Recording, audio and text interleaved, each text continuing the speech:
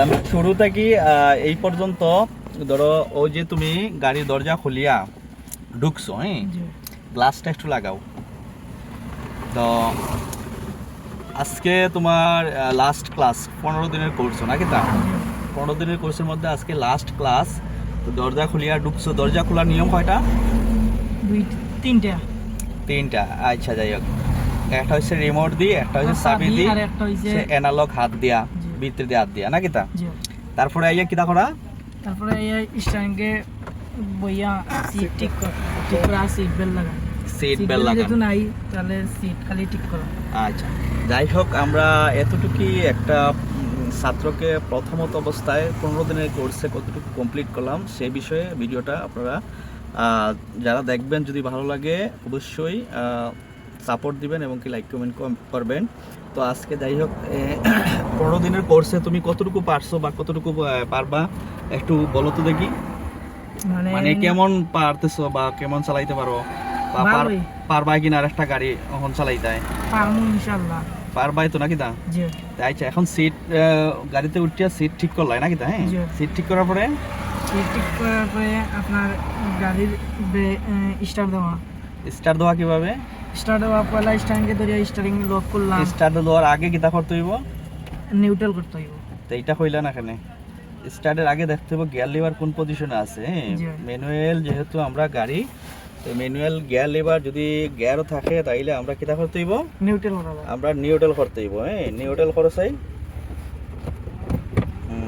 Neutral এসে ওপাশ থেকে ওপাশে যাইব যখন, হ্যাঁ, ওপাশ থেকে ওপাশে যখন যাইব নিউট্রাল 1 নম্বর লাগাও চাই। ওকে, তো এখন আমরা 1 নম্বর লাগাইছি নাকি? তা এখন আবার নিউট্রাল করো। ওকে, তো আমরা এখন কিটা স্টার্টের উপযোগী হইছে নাকি? তা এখন স্টার্ট দাও চাই।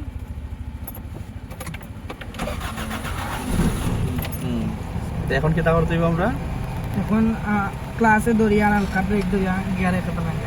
ফুল ক্লাস করো, এখন লাগাও। এখন আমরা কিটা করতে হইব?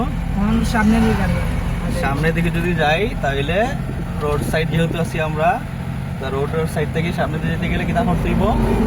রোড উঠতে গেলে ইন্ডিকেটর দেওয়া লাগবে। ডাইনে উঠলে ডাইনে, বামে গেলে বামে, বামে গেলে বামে, ডাইনে গেলে ডাইনে, ইন্ডিকেটর দিয়ে আমরা সামনের দিকে যাইতে হইব। হ্যাঁ, আচ্ছা, তা পার্কিং কিটা কিটা পারো? Parking, hand parking, garage parking, back গিয়ারে যাওয়া, হ্যাঁ, ডাউনের মধ্যে কিভাবে যায়? ডাউনের মধ্যে মানে ডাউনের মধ্যে দাঁড়াইলা তুমি, ডাউন আপের মধ্যে, তখন তুমি কিভাবে যাইবা?